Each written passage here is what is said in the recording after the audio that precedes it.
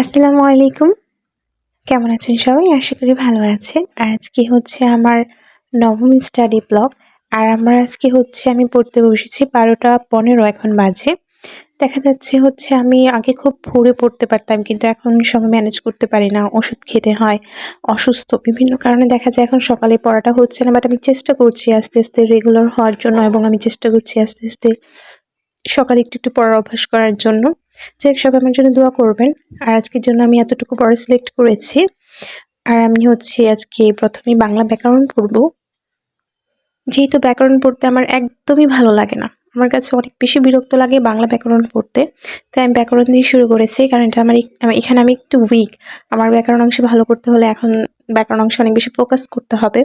আর যেহেতু দীর্ঘ একটা সময় আমি পড়াশোনার থেকে একটু বাইরেই ছিলাম বলা চলে, প্রায় ২ বছরের মতো হয়ে যাচ্ছে আমি অসুস্থ।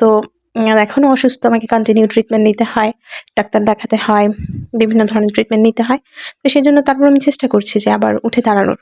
কারণ একটা বাচ্চারা যখন পড়ে যায়, তখন তারা যদি পড়ে যাওয়ার ভয়ে হাঁটা বন্ধ করে দিত, তাহলে কোনো বাচ্চাই আসলে আর হাঁটা শিখতে পারতো না।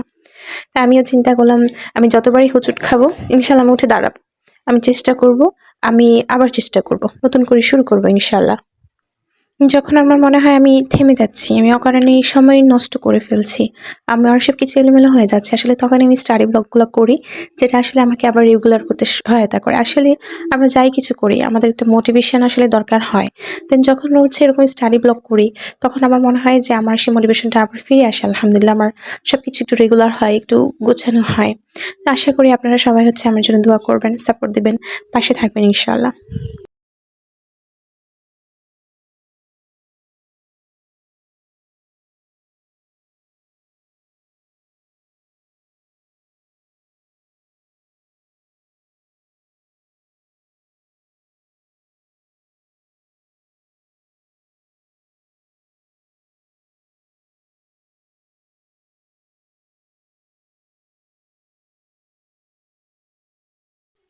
এখন বাজে হচ্ছে ২:৩০। আমি একটু ব্রেক নিয়েছি।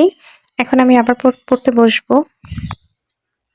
আমি যখন পড়তে বসি তখন আসলে আমার বাচ্চারা কি করে, যেহেতু আমার ২ টা বাচ্চা, আর ২ টা বাচ্চা নিয়ে পড়াশোনা করা কতটা কষ্ট কন্টিনিউ করা। এটা হচ্ছে কি বলবো, যারা করেন তারাই জানেন। আর আমি যখন পড়তে বসি তখন আমার বাচ্চারা হচ্ছে খেলাধুলা করে, যে ক্লে নিয়ে বা বিভিন্ন খেলনা নিয়ে। ক্লে তাদেরকে আমি দেই যেন তারা এটা দিয়ে বিভিন্ন জিনিস বানাতে পারে, যাতে তাদের ব্রেইন ডেভেলপমেন্ট হয়। আর এই সময় তারা আমার পড়াতে হচ্ছে ডিস্টার্ব করে না। এটা নিয়েই দেখা যায় তারা ব্যস্ত থাকে, বিভিন্ন জিনিস বানায়, সেগুলো আমাকে দেয়। আজকের মতো এখানেই শেষ করছি। দেখা হবে পরবর্তী কোনো ভিডিওতে। আসসালামু আলাইকুম।